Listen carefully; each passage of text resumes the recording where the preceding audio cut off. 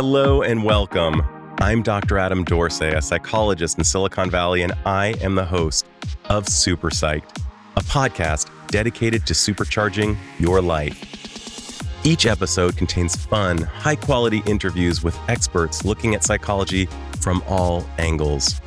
Super Psyched is your tool to get more of what you want in your life and less of what you don't. I have a grim statistic to report. Over the past 4 years, the number of hate groups operating across America has risen to a record high of over 1,000 in total. That is more than a 30% increase since 2016. Also alarming is that prior to 2016, the group's numbers were rapidly declining. When you hear about white supremacists, neo-Nazis, or other hate groups, have you ever asked yourself, how in the world do they think that way? What could compel people to join a hate group? And after joining, is there any hope that someone can leave a life of hate? Today we have a guest who can give us insight into the answers to these questions and more because of his unique experience. Arno Michaelis is a former neo-Nazi who in the 80s and early 90s was a leader of a worldwide racist skinhead organization. He was even the lead singer of a hate metal band that sold over 20,000 CDs.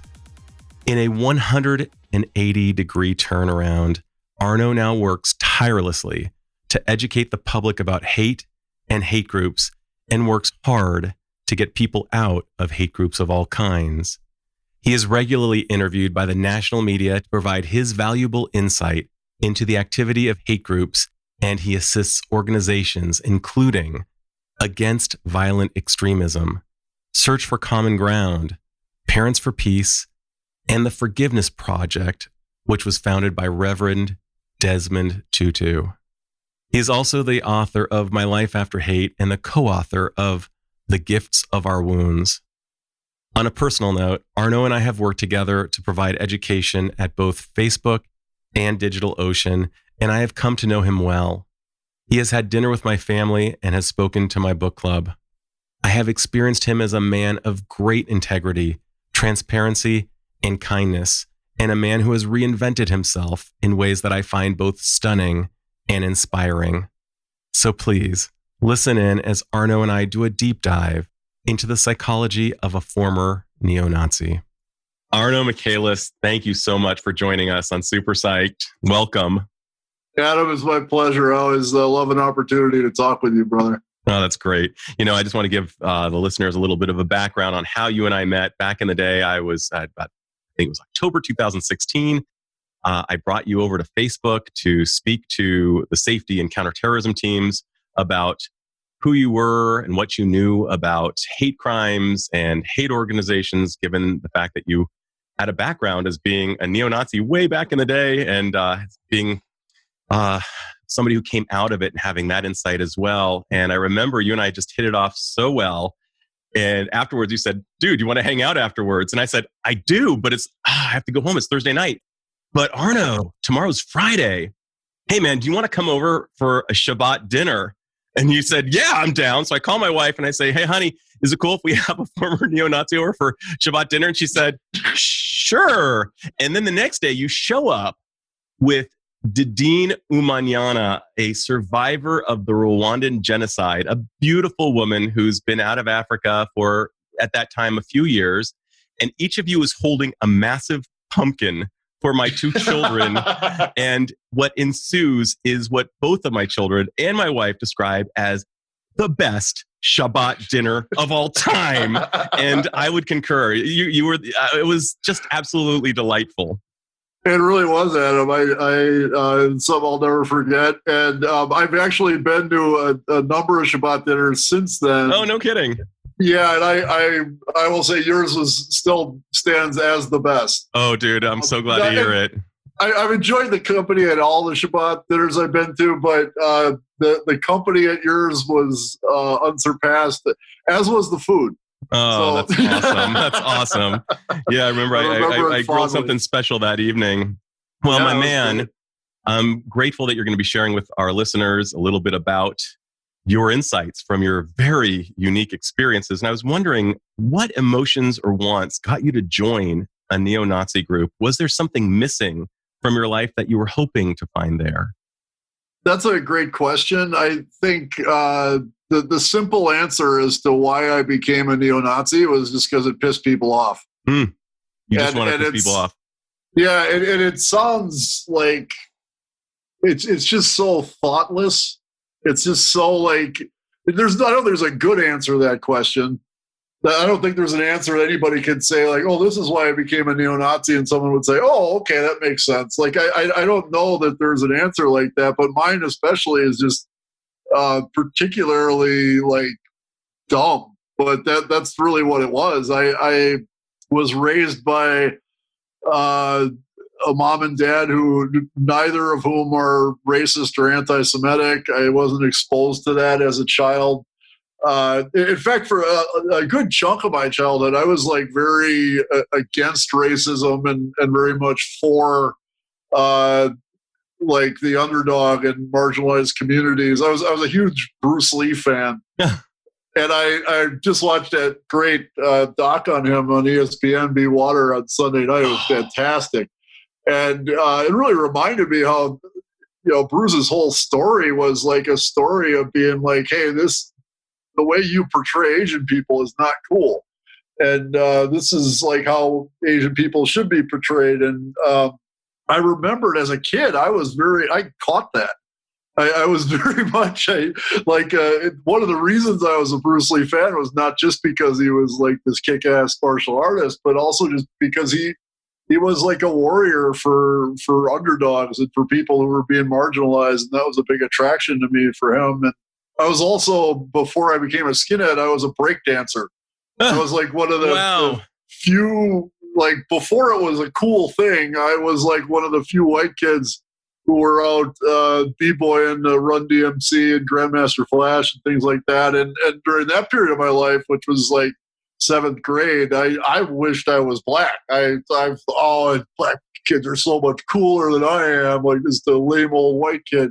So I did not come from a background that would have lent itself to that. On top of that, I grew up with a lot of Jewish friends. The suburb I grew up in is predominantly white, but a lot of Jewish people there. And I was, aside from my Jewish friends, like the few minorities in my neighborhood, I was friends with all of them. Like all the black kids, the one Filipino kid, the couple Latino kids, like I was friends with them. So it wasn't any sort of ideological affinity that I had. It was really just that I wanted to be a rebel, and I wanted to be I wanted to repulse people. That was kind of the darker side of what motivated me, and that really stemmed from a childhood affinity for lashing out. And I always describe that as, I grew up in a nice house in a nice neighborhood. I remember your neighborhood in San Jose. It was, aside from being in California and gorgeous weather and flora and fauna, the makeup of the neighborhood was very similar to mine. It was a nice place to live, a nice place for a kid to grow up. And I never went hungry. I never took a beating. My parents were together. They both loved me very much. They let me know that at every turn. But my father's alcoholism made things really difficult for my mom.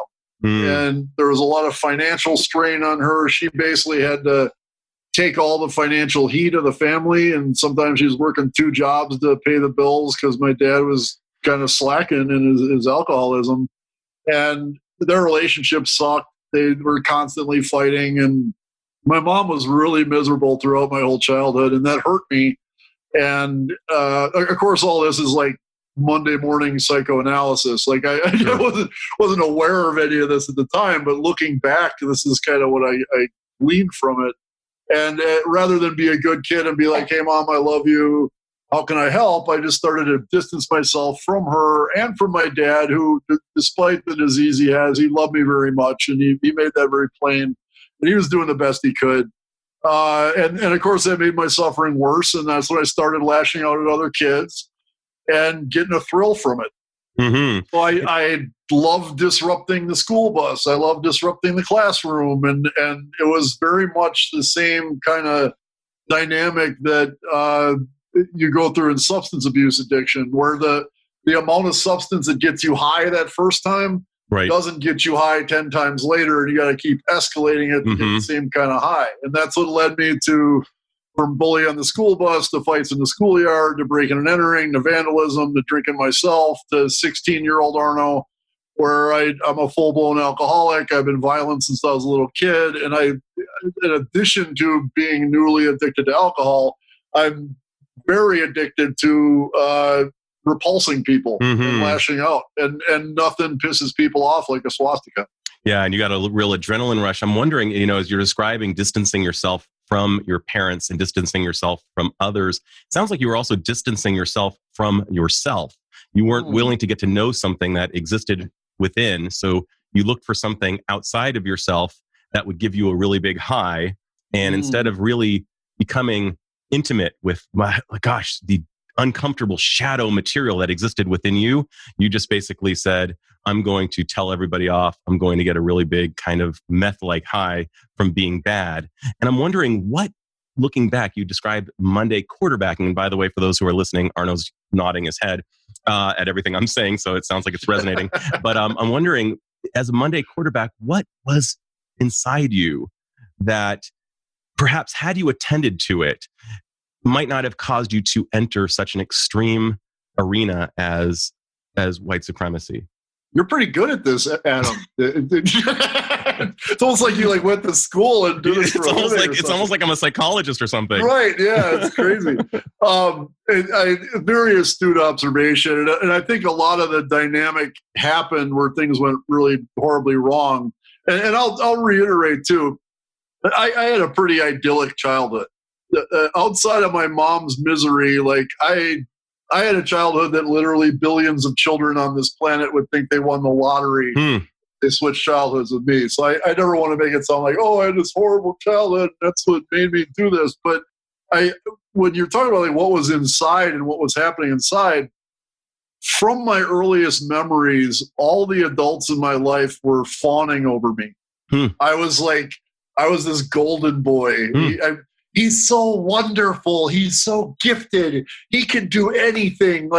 Not just my mom and dad, but all my extended family, all my teachers, the principal, everybody was just over the moon with me. And at the same time, expecting a lot out of me also.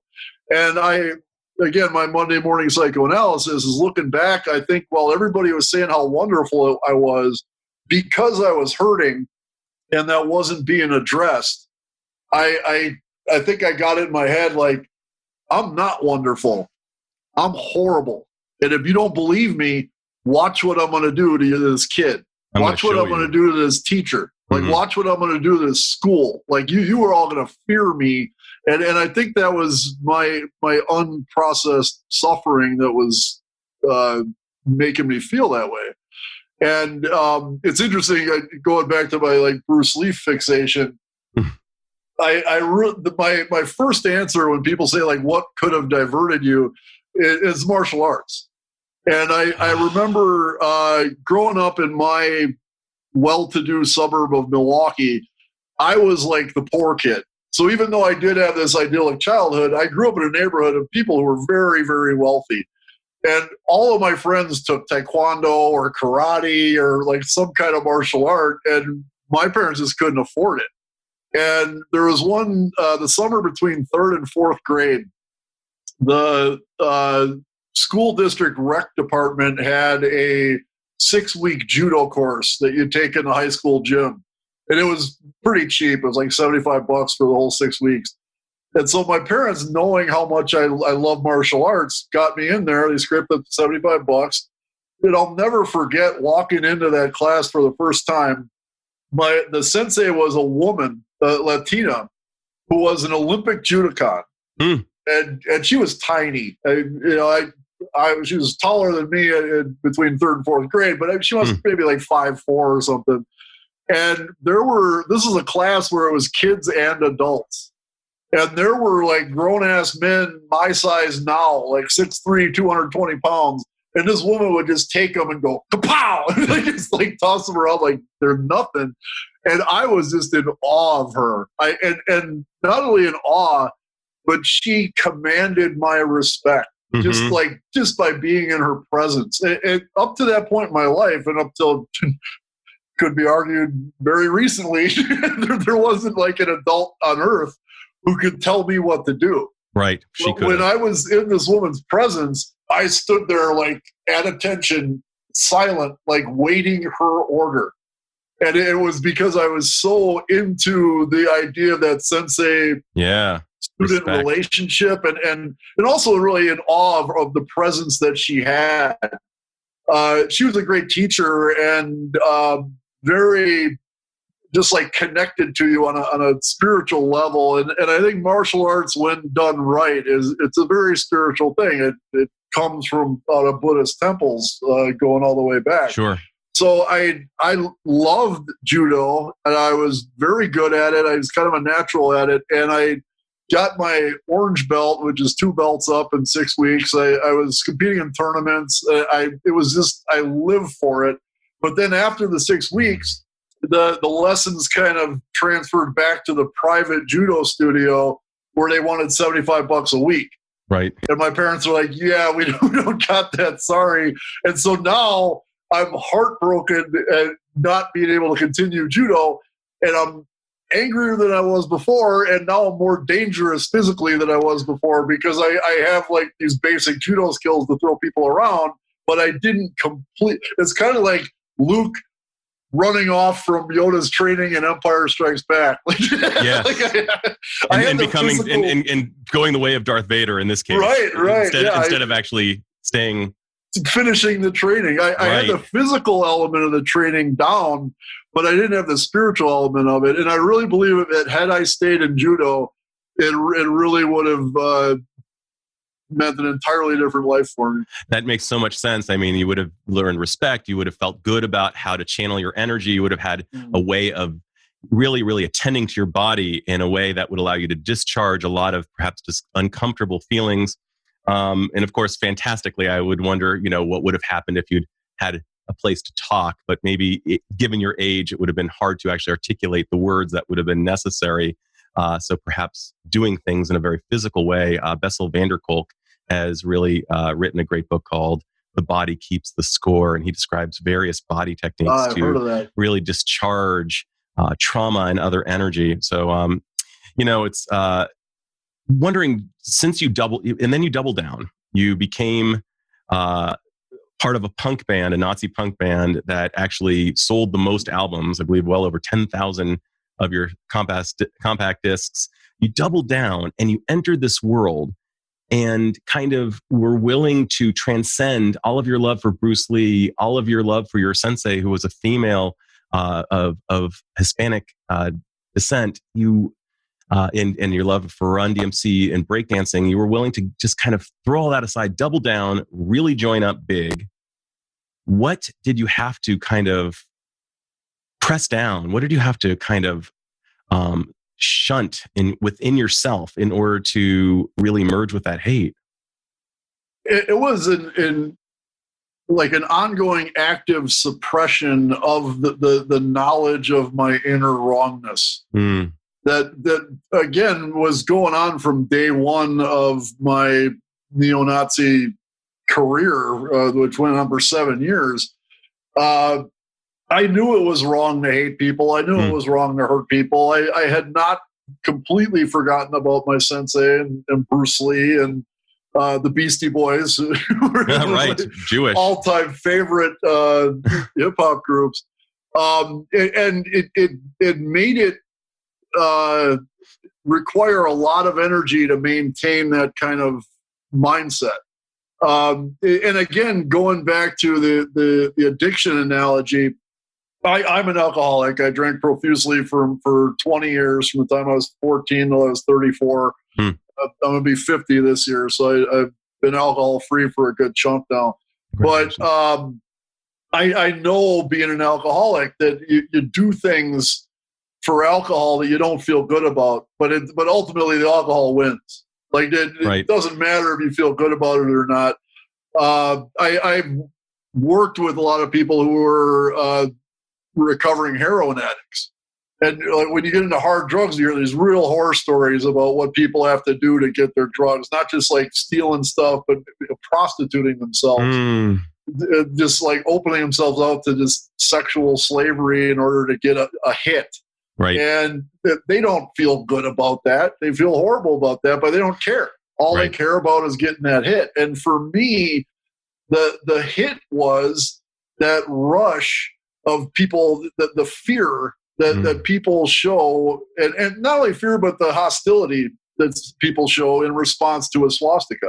And I knew why people were repulsed by the swastika. I knew about the Holocaust. Like I said, I grew up with Jewish friends, and I really didn't have anything against them. But I didn't care because I wanted that rush. Yeah, the rush really beat all. I'm wondering, given that, what other reasons do you know of? You've actually brought people out of hate in as much as you brought yourself out, which we'll talk about later. But I'm wondering, what are the other reasons that people might join a hate group? Well, I celebrated my 10-year anniversary of this work this past January. Congratulations, I went public with my story. Thank you.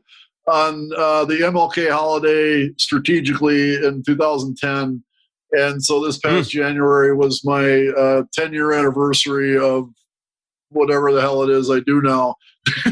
Which, I put it that way because there's no way to nail it down. Like I do intervene. I help people get out of hate groups, but that's just like one aspect of what I do. But one of the things I've been doing for 10 years is what's called counter-violent extremism.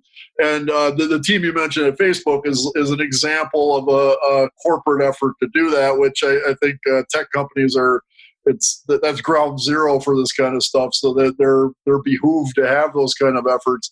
And in working in counter-violent extremism internationally for 10 years with not only big tech, done a lot of work with Google and Facebook since you brought me in there, and I was grateful for that, as well as Twitter. I've done stuff with TikTok and DigitalOcean, as you know. DigitalOcean with me again, yeah, that was great.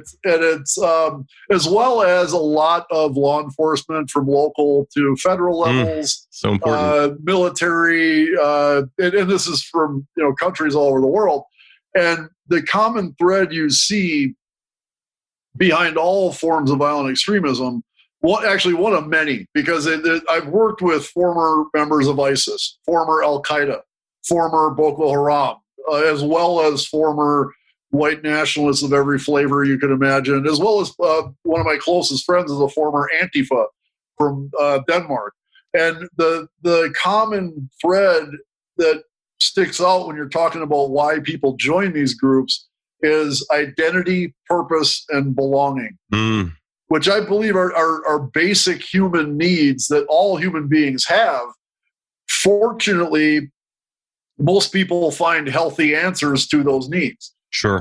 Had I been able to continue in judo as a kid, that would have been a healthy answer to my need for identity, purpose, and belonging.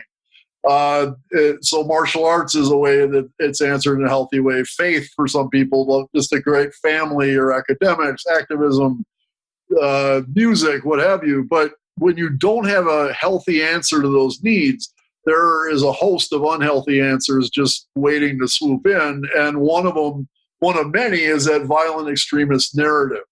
The violent extremist narrative tells you that, and again, this applies across the board, you are a member of this noble and oppressed in-group, and you have to fight for your in-group against this evil out-group.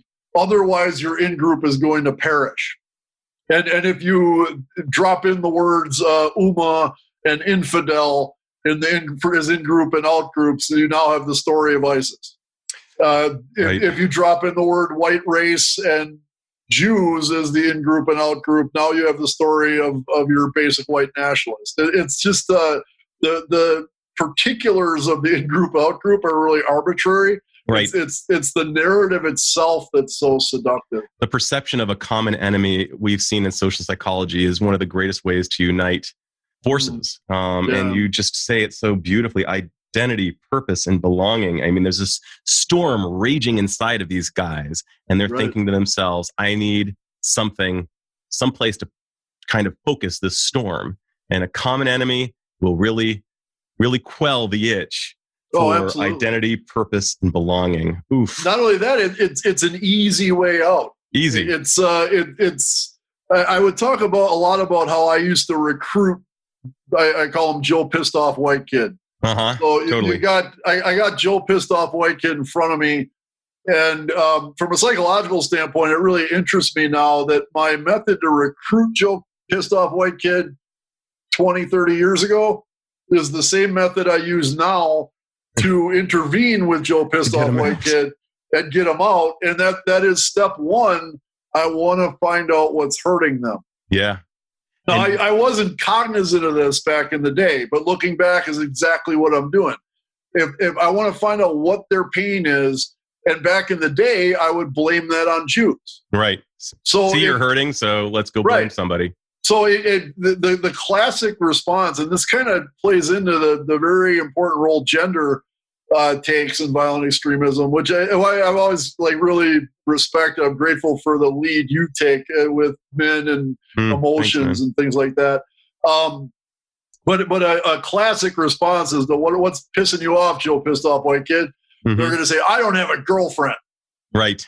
So rather than say, if I really cared about Joe Pissed Off White Kid, I would say, well, hey, dude, why don't you stop drinking constantly, take a shower once in a while, go to school, make yourself into someone that a woman would be attracted to.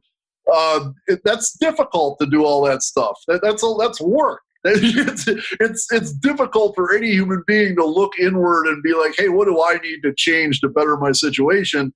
So how much easier is it when I say, no, the reason you don't have a girlfriend is because the Jews it was back in my day, it was Michael Jordan. Today they'd say LeBron or whatever. But I'd say the Jews put Michael Jordan up on these billboards and all these magazine ads and TV ads to corrupt the minds of white women, to make them think that he's the ideal man and you're not.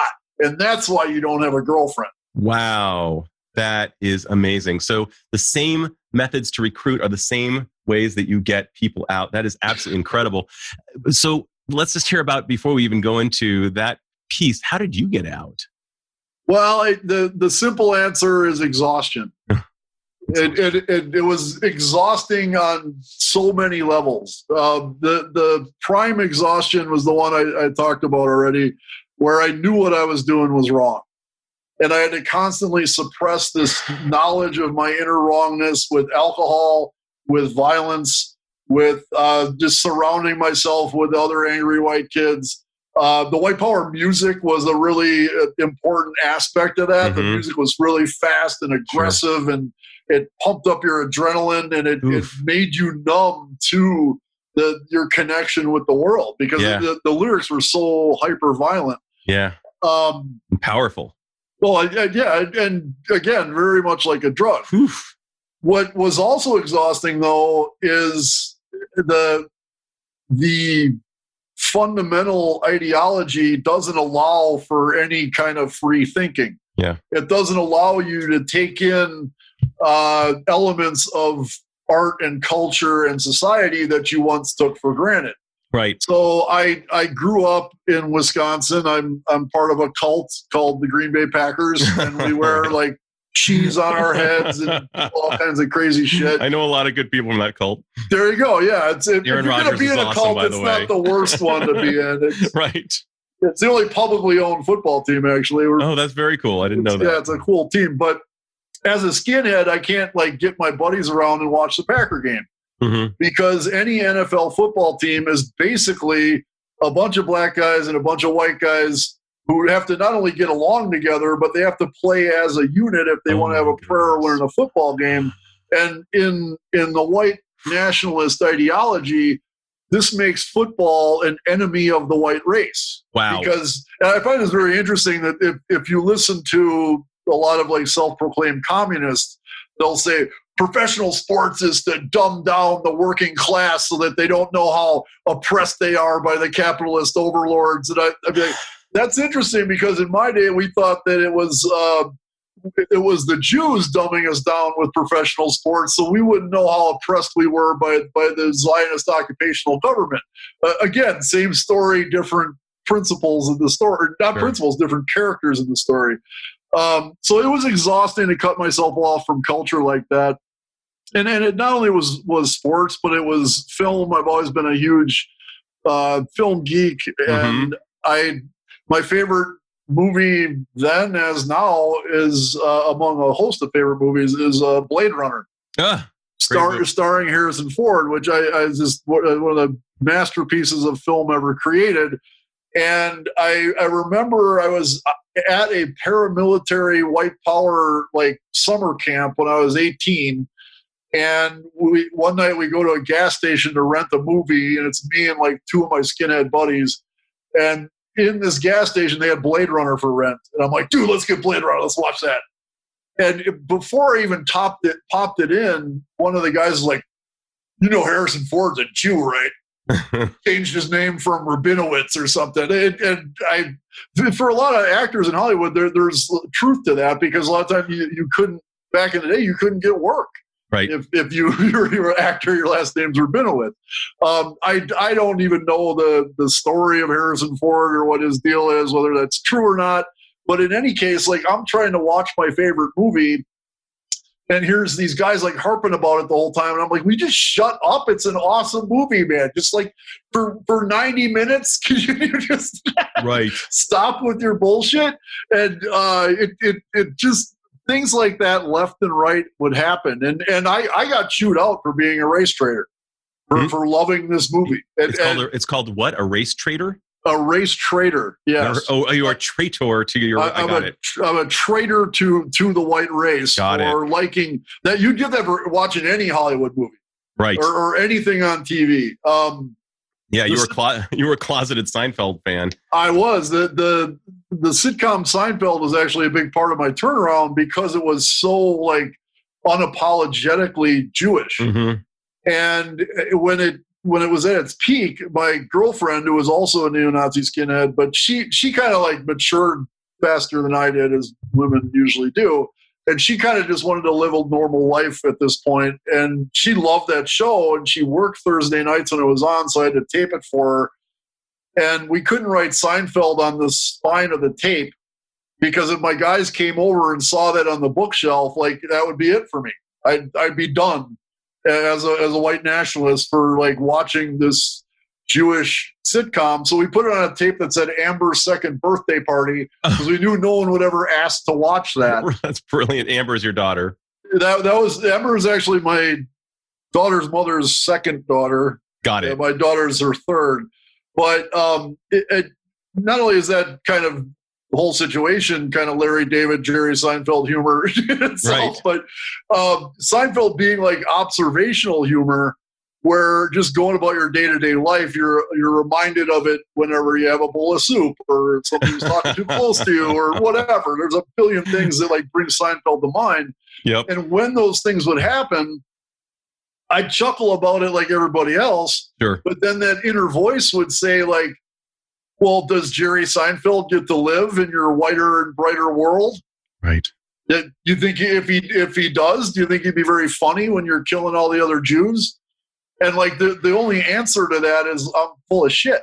Like everything I'm identifying myself by is just a farce, because with all this venomous anti-Semitism that I live and breathe every single day, the fact is that joy is brought to my life by this brilliant sitcom that was created by a bunch of Jewish people. And so it made it more and more difficult to like maintain the kind of hatred necessary to keep this facade going. Arno, you're describing the process of kind of enemies of the race, or of the how do you say it? The enemies of the white race. That's how I would have. Yeah, I mean, I just imagine that coming out of hate was really hard, and seeing people you believed were members of the group that were, quote, the enemy, must have been really an adjustment, and I imagine a rough one at that. What beliefs did you shed over time, and how did you shed them? Well, I whenever I talk about how I got out, I'm always like make the point again. I was very, very lucky that all these things fell into place. And getting out again once, I was also very lucky in that after I left the hate groups, the only friend I had who wasn't in these groups was a guy who kind of dipped his toe in for maybe not even a year, and he was like, "This is lame," and kind of got out. And I had stayed in touch with him, and he was going to rave parties on the south side of Chicago. And at first I'd go hang out with this guy, and we'd drink beer or whatever, smoke pot, and then like he would always be off going to a party, and I was terrified of these parties. I was terrified of the south side of Chicago, that's for sure. And I was terrified of just like anything that was outside of what I knew. And what I knew was like violence and domination and aggression. And he told me like, "Oh, the rave parties are all about peace, love, unity, and respect." And I'm like, yeah, that sounds good, but I was kind of scared shitless of it. But after going to my first party, finally getting the courage up to go, it just absolutely blew my mind. And it was the polar opposite of where I was. Sure. Here I am, like about a year and a half removed from screaming at people to murder each other because of the color of their skin on stage with my band. And even during that time when I'd attack people because of the color of their skin, a year and a half later, I'm on the south side of Chicago at 4 a.m. on Sunday, shaking my ass to house music with 3,000 people of every possible ethnicity, gender identity, sexual orientation, socioeconomic background you could possibly imagine, in like a filthy, dilapidated warehouse, and just loving every minute of it. It really, like, literally blew my mind. Oh yeah. And I can't really talk about this in my middle school talks, but they're rave parties, so I'm doing MDMA. Sure. Then known as ecstasy, now known as Molly. It was, as you know, there was a drug initially developed for psychotherapy. Right. And when you take this super powerful hallucinogenic amphetamine, and then you stay up all night and you dance, and you just don't do anything but dance, to like this really like just consuming bass-driven music, and not just like I can't like underscore the importance of the music enough. House music is like would not exist if it wasn't for African Americans and gay people. Right. Like that's where that music came from, and every beat of it pulses with their struggles and their suffering and more importantly their liberation and their healing. And that was not lost on me as I just immersed myself in the rave scene for another 7 years. And early on, there were instances where pretty much every party I was just like so out of my comfort zone and so just like freaked out. But I again, my personality type, I like that kind of shit. Right. I remember kind of pushing the boundaries in a way. Exactly. If I see a boundary, I want to push it. And I remember I was at an after party and my friends, we're all getting together and we've been up all night, and I find myself next to this like tiny, very effeminate gay black dude. Mm-hmm. And at first I'm like, oh my God, it's like this instinctive, like, I'm like, oh, aversion. I'm next to this like gay black guy. And then I just like kind of get over my bullshit and just sit next to him and enjoy his company. And it turns out he's awesome. He's just like one of the kindest, most enjoyable people to be around I'd ever met in my life. And he even knew about my past, and he's like, "Oh, whatever, dude. Like, you're not like that anymore." Like, it's and he was where willing you to roll now. with it. Totally. Everybody in the rave scene, every single person I met, and back then I still had like visible swastika tattoos. Yeah, they've all been covered since, but I've seen them. Right. It's all covered. It's and the art is amazing, and it looks like you were very purposeful in the choice of how you would cover it up. But before we even go there, oh my gosh. It took something really powerful to get you out of something powerful. You had a really powerful, visceral experience of pulsing music created largely by African American and gay males, it sounds like, and you were exposed to every type of humanity, and you connected with people through their humanity and your shared humanity. I'm so blown away by this. I was just reading about something that transpired in Fallon, Nevada on Monday, where two guys dressed in KKK hoods came into kind of combating protests. And the protesters, first of all, united against the KKK guys and ended up hugging each other. Right. And I'm just kind of touched by how here you are with this highly effeminate gay guy, African American at that, and you had this initial kind of instinctive response that was clearly the byproduct of all that you'd been educated on in the last couple of years in your hate. And you connected through your shared humanity and something shifted. And it sounds like there were repeated incidences of these shifts where you would have these palpable shifts towards becoming more peace, love, unity, and respectful, as you were saying, plur-minded, and that's amazing.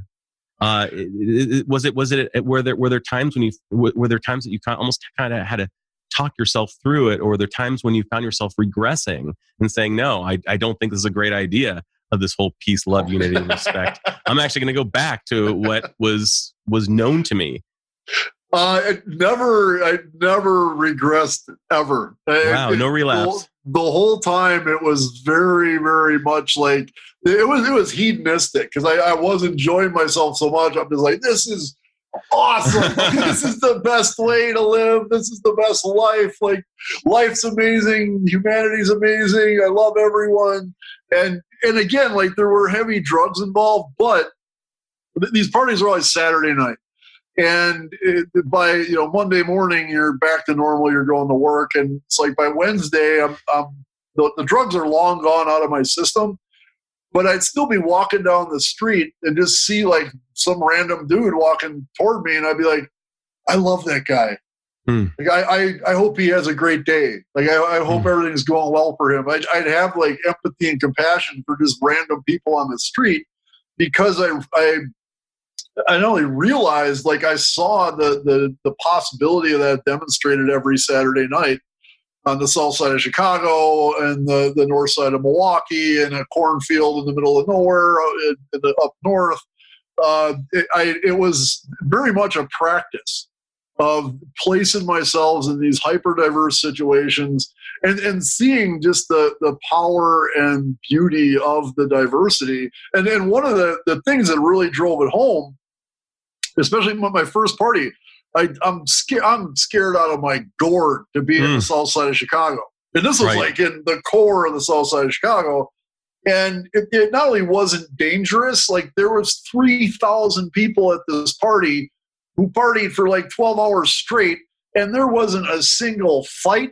There wasn't a single robbery. There wasn't a single, like, anybody even looking sideways at each other. Like, it was this genuine spiritual love between human beings where everybody was just there to dance and just to like create the experience together. They'd call it the vibe. So it'd be like, "Oh, did you go to a party Saturday?" "Yeah, it wasn't. The vibe was banging, dude. It was such an awesome vibe." Like, you know when a party's great, that's the measure of it.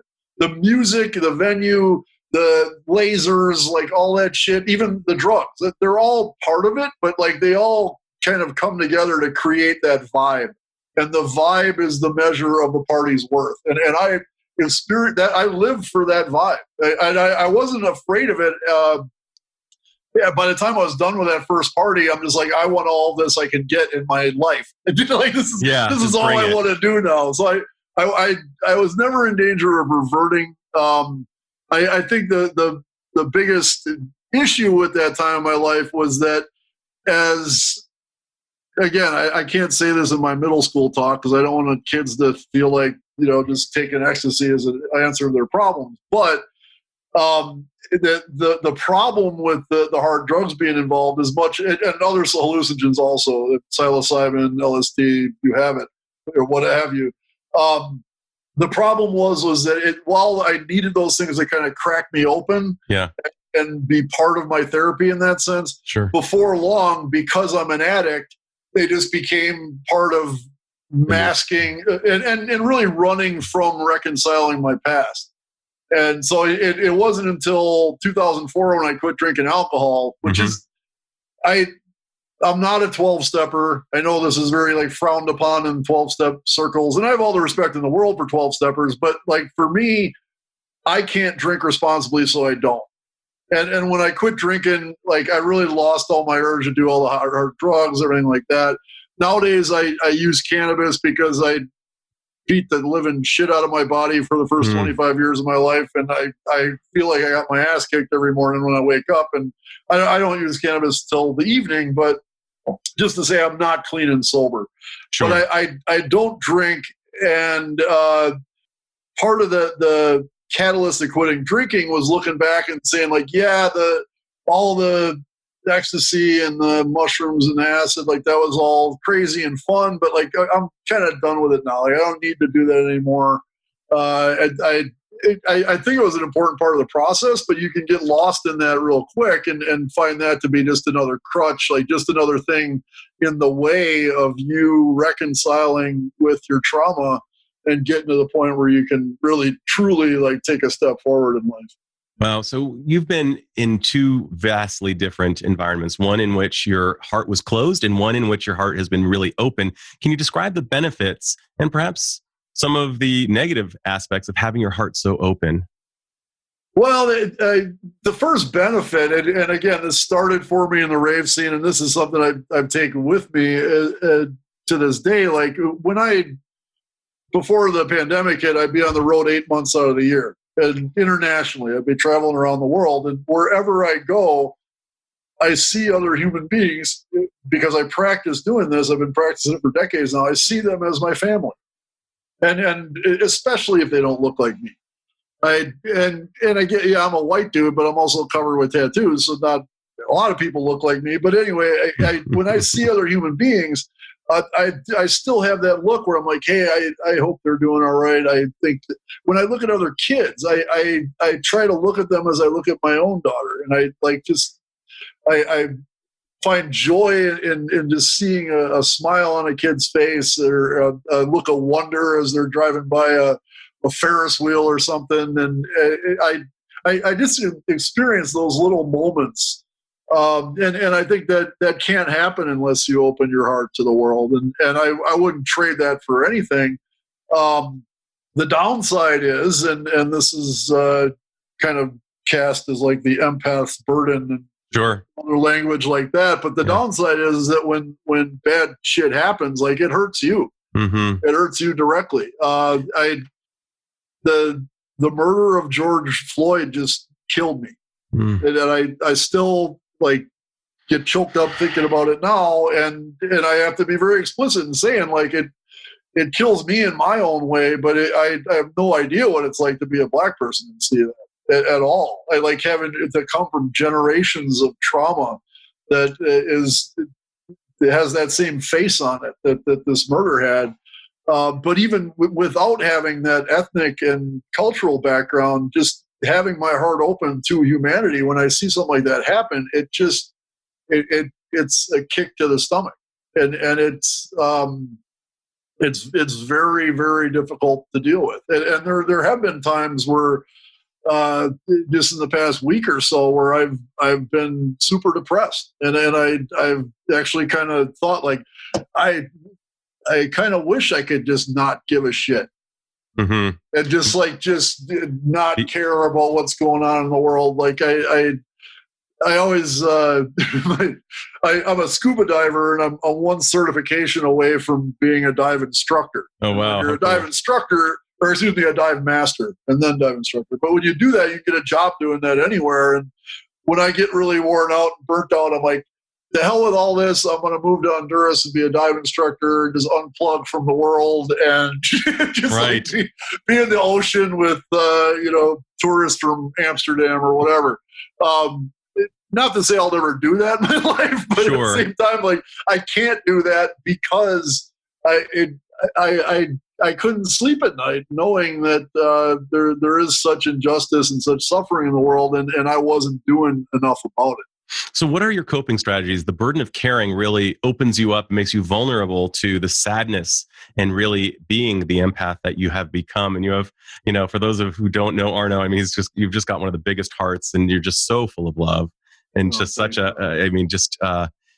so it's such an untarnished, love of life. And I'm just wondering, having your heart so front and center, Arno, how have you come to attend to finding healthy coping strategies to allow yourself to continue to feel and not go numb? A lot of it is parlayed off of the way that I cope with my post-concussion syndrome. So I've had I would say 20 something now, but polls have the margin of error plus minus 2%. So my concussion total is plus or minus 2 concussions or so, I guess. I've had 20 something concussions in my life. Goodness. The most recent of which I had in Costa Rica this past December when I went down there for 5 days of surfing. And I needed to learn how to surf, and I did. I had a great instructor, and he kind of gave me the trick to where I could stand on the board and ride a wave reliably. And I was so happy because this is something I've always wanted to do the rest of my life. And I was kind of like when I went to my first rave party, I'm like, this is all I want to do now is just surf. That's it. And the next day I surfed on my own, and it was on a smaller board even, and I was still able to stand up and ride waves. But I was super exhausted from paddling out. And because I'm a gifted genius and the break was chest deep or so, I'm thinking if I just walk out with the board, then I won't get exhausted from paddling. And you just being from California, where I'm going with this. Yeah, I because do. When you do that, oh gosh, the Pacific Ocean says, no, that's a bad idea. Let me show you why. And it picked up my 50-pound surfboard and smacked me square in the face with it. And I got the nastiest concussion I had in a long time. Oh, dude, I'm so sorry. And that was in December, and post-concussion is such a squirrely, nebulous thing. I dealt with the physical consequences, just the headache and the neck pain and all that for a while, and then that kind of went away. But as that went away, then the depression sets in, the moodiness sets in, the emotional swings, the frustration. And that all I'm home to roost at the exact same time that the George Floyd murder happened. And I'm feeling good today, but yesterday for a while it was bad. And one of my coping strategies that brings this all to mind is there are days when I get up and I have this morbid, horrible depression, and it can be completely out of nowhere. Nothing going wrong. And also I just wake up like that. And I just remind myself, this is a physiological consequence of having my bell rung over and over and over again my entire life. And all I can do is just ride it out. I just got to get through this day, and hopefully tomorrow will be better. And that's, so just having the conditioned fortitude to deal with that on a regular basis is how I deal with the burnout you can have when you're so connected to the suffering going on in the world. And also, my daughter has been such a amazing teacher for me, and she's gone through a lot of challenges herself. And she had told me at one point, she's like, Dad, when I'm miserable, I don't want you to be miserable too, because I need you to help me to get out of the misery. If you're miserable because I'm miserable, then where am I going to go? Where are we going to go? I think she told me this, she was 12 or something. My daughter's brilliant. And so I look at my relationship with the world in the same aspect, in that if I'm this crushed, depressed, miserable mess, what good am I to anybody? Who am I going to help do anything? Not to mention my daughter, but how am I going to help society? How am I going to help somebody get out of a hate group? How am I going to help someone who's been impacted by a hate crime? How am I going to help them heal? I'm kind of useless to everybody. So I kind of set it as a challenge to myself. Dude, get your shit together. Yeah, you're having a hard time, and go ahead and have your hard time. Nobody's faulting you for that, but you got work to do. So you gotta, buck up. Yeah, Arno, it sounds like not just buck up, but it sounds like the awareness that no feeling lasts forever, and that you just need to kind of ride it out. It's almost like being in a river and not trying to swim upstream against it, and just kind of allowing yourself to let yourself be carried by the river until you can actually get yourself to safety. So that's really quite brilliant. I'm also just thinking about you now with this big open heart. And I wonder what it's like to look back and remember yourself as a neo-Nazi and think to yourself, that's how I was back then. What's it like to have those films in your head? It's a trip. I'm a Buddhist nowadays, and my Buddhist faith is a very important part of my life. And one of the kind of jams of Buddhism that I really enjoy is just like the only thing stopping us from being lighthearted and curious is us. And I learned this from Thich Nhat Hanh, who was one of my favorite teachers. Oh, such a good teacher. This is like a guy who inspired Martin Luther King Jr. Right. And also somebody who faced horrific oppression throughout his entire life. He was a Vietnamese monk, very opposed to the Vietnam War, and refused to side up with either the NVA or the Americans. And therefore, both sides came at him hard. And even under the worst treatment you can imagine, he's just like, you can't oppress me. Right. My mind is where everything happens. And I'm looking deeply into all of this, and I'm seeing compassion, and I'm seeing connection. And you can do your worst to me, but you're not going to shake me. And I looking back at my past, I don't necessarily, I don't think I'm lighthearted about it, because I can't be lighthearted about the people that I've hurt and the harm that I've done. But I can be curious about it and kind of look back and think what the hell was I thinking? And also at the same time, find the sparks of love that existed during that 7-year period, despite my best efforts, between me and my parents, between me and my little brother, and even between me and my fellow neo-Nazis, who obviously, when you have this horrifically dysfunctional ideology controlling your life, you're not gonna. And we all, I love my comrades, I love my brothers, I love my race. That's why I hate everybody else. We use the word love all the time, but we didn't really experience it. We didn't experience genuine love. It was always just this there was one skinhead who coined the term romantic violence. Yeah, and I've still yet to distill a better 2-word explanation for that whole vibe, because that's what it feels was. like. It was like love of hate. It was. We love through our shared hate. It was certainly an affair with hate. Yeah. it was right. Like a sordid, dirty, slimy, about the same way I used to love alcohol, or a heroin junkie would love heroin. I don't know that love is the right word for that, but again, there's a relationship there with it. And looking back, I have to be curious about it, because I am so far removed from it. I just can't imagine thinking and acting that way anymore around any human beings. It's so that's repulsive to me now. It's amazing. You're describing what I would refer to as kind of a stand-in for love. We, as human beings, there you go, care so much about being loved, and it's the highest form of human experience that we can actually have. And one of the things I hear from you repeatedly is a desire to be kind of I know this is going to sound cliche, but you really embody it. You want to be at one with the universe. I imagine you do it when you're scuba diving, that when you're doing your work, trying to promote understanding between groups. And I know you've done such good work for the Sikh community at Gurdwaras and at schools, and trying to link in Denmark and so many other places. But even your desire to go surfing, from which you suffered a concussion, you were looking at being at one with the universe. And instead of, and that's a form of love.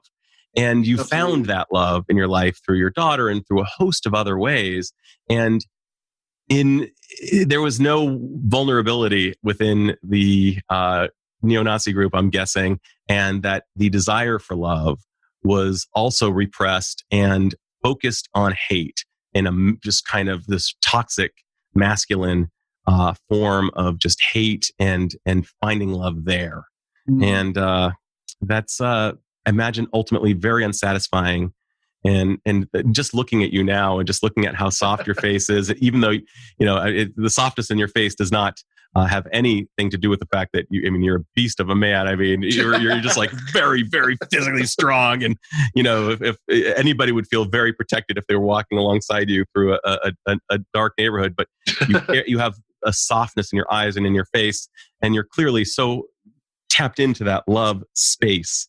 So I would say This reminds me of my favorite Fred Rogers quote. Hit me. Which I'm probably paraphrasing, but he said something to the effect that everything human beings do is either because of love or the absence of it. Oh my goodness. So there we go. There we go.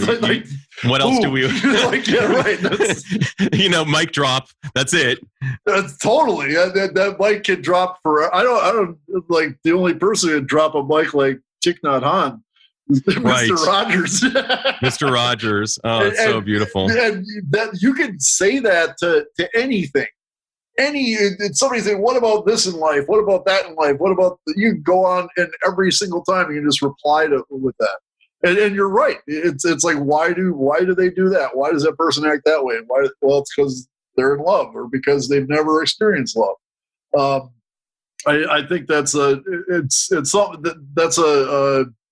phrase I try to keep front and center in my life at all times. And it's a very empowering one, because it really helps you get a grasp on humanity and what's happening around you. Oh man, that is just beautiful. And Fred Rogers, thankfully there have been a lot of movies about him lately. Yeah. He was just such a beautiful, beautiful soul. I'm going to share, just seems just appropriate to share, since you just dropped one of your favorite love quotes. I'm going to drop one of mine, and it comes from actually someone who survived the concentration camps, a Jewish man who came to the United States, became a psychoanalyst, Dr. Eric Fromm. He writes about love a lot, and he said, "Love isn't something natural. Rather, it requires discipline, concentration, patience, faith, and the overcoming of narcissism. It isn't a feeling.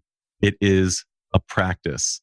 And I just think that's just like, wow. So absolutely. So we've got some really good representation of love right there. My man, I got to ask you, and this is my last question, if you had the magic powers to give either an insight or a trait or even a skill to people who are in hate groups that might lead them to getting out, what would you give them? I actually did a photo shoot with a brilliant photographer in Madrid. I'm an international supermodel too. I don't know if I mentioned that part, but he wanted. His name is David Sacco. He's fantastic, and he asked me, like, what would you say to your younger self? And he wanted me to write it down, and he took a picture of me writing it, and it said, "If you love the world, it'll love you back." And I think that's the simplest way to put it. I talk very often about how the world we live in is a system. I go back to, I also, this is my running joke. I say, well, I'm a former white supremacist. I'm also a former information technology consultant. I'm not going to talk about that part of my life because it was just too traumatic, but anybody who's ever had to bounce servers with like doctors breathing down their neck, waiting for their electronic medical records going to be back up knows what I'm talking about. But having an IT background and knowing how computers work, computers are systems. They respond to, they provide output according to our input. So when I'm looking for the link to join this meeting, I search and boom, there's your email. Click the link, that's my input. Boom, the meeting is the output. And when you understand the world we live in is a system of that nature as well, where when my friends and I were like radiating hate and violence into the world, and then things started to happen to us, like my friend goes to prison for shooting a kid that came to do a drive-by in our house. 2 other friends of mine are murdered in the street. I try to kill myself by slitting my wrist twice. It could be argued that whole 7-year period of my life was an ongoing suicide attempt because I got shot at. I didn't care. I didn't value my life whatsoever. It's an example of like when you input hate and violence into the world, that's what you get. Like the world, it gives that back to you. And today, I very intentionally, I try to, and I'm not perfect at this by any stretch. Which is good because that means I actually have a place to practice. If I was perfect, then I wouldn't be able to practice this. But very often, I ask myself, I'm like, what are you inputting into the system today? Are you inputting love, or are you inputting your ego and your frustration and your anger? And that's a daily challenge for me. Yeah. And I just remind myself that we live in a system. So if you love the world, it'll love you back. I firmly believe that. I see it happen every day in my life. That's brilliant. I mean, here you are coming at it from an IT perspective, and you would teach them to input love, and that would be a massive Control-Alt-Delete to override their system tendencies to just go for the hate. My man, absolutely. I cannot thank you enough for sharing your wisdom, your heart, and just being your Arno amazing self in this interview. Just thank you, Arno. Thank you, Adam. I really enjoyed our conversation. Like I said, I don't ask to be on many podcasts, but I heard you had one. I wanted to be on it because I love talking to you, and I love the way that you see the world, and what the light that you shine is an amazing thing as well. So give your love to your wonderful family for me, and I very much look forward to having another Shabbat dinner with you soon. I really hope that's the case. I really look forward to it as well, Arno. Awesome. Thanks, my man. This is Dr. Adam Dorsey thanking you for listening to Super Psyched. To listen to other great episodes or to get more information about today's episode, please visit me at my website, dradamdorsey.com. That's DradamDorsay.com, and click the Super Psyched podcast link.